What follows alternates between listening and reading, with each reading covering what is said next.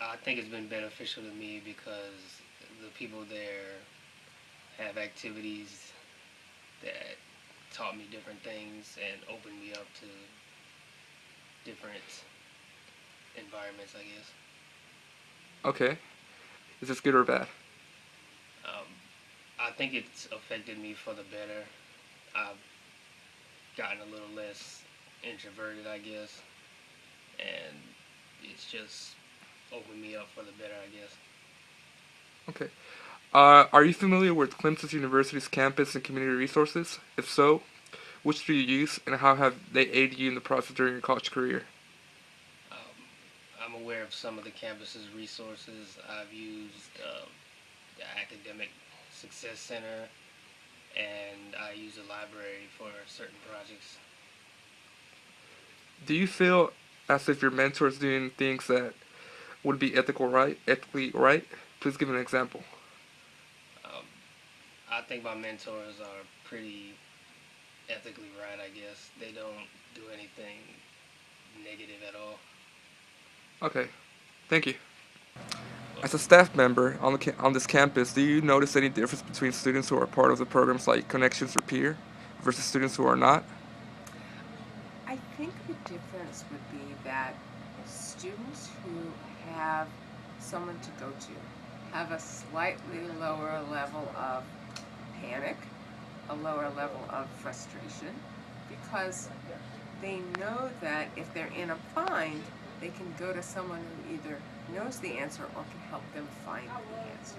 Whereas students who aren't part of a mentoring program don't necessarily have that informed person to go to. So I would say slightly less panic, slightly less isolation, slightly less frustration.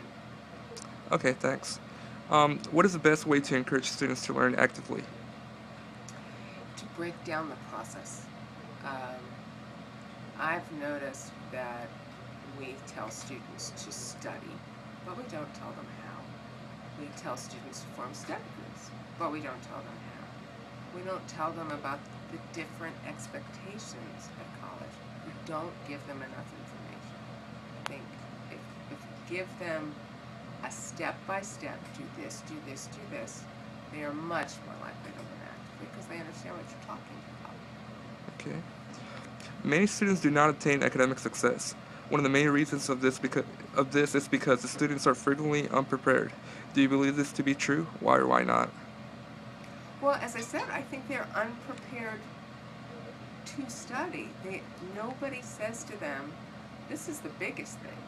Nobody says to them, your professor is lecturing, assuming that you have already read the material in your textbook.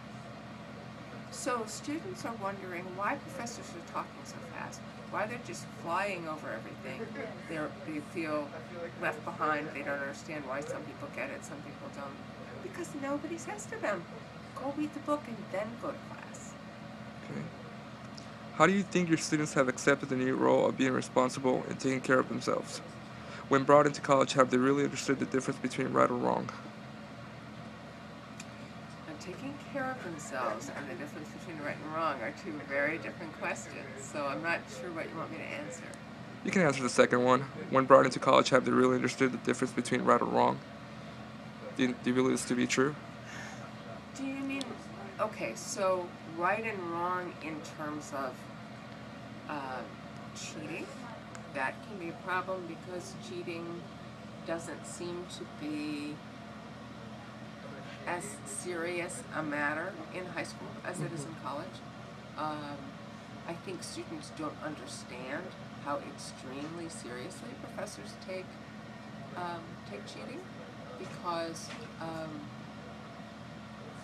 for most professors here, intellectual work is what they make. It's just like stealing a carpenter's new table that he's just put hours and hours and days and weeks and months into. If you steal someone's work, that's the same thing. And so students don't understand that that's the way the professors see things. So I think that's hard. Okay, thank you so much. You're welcome.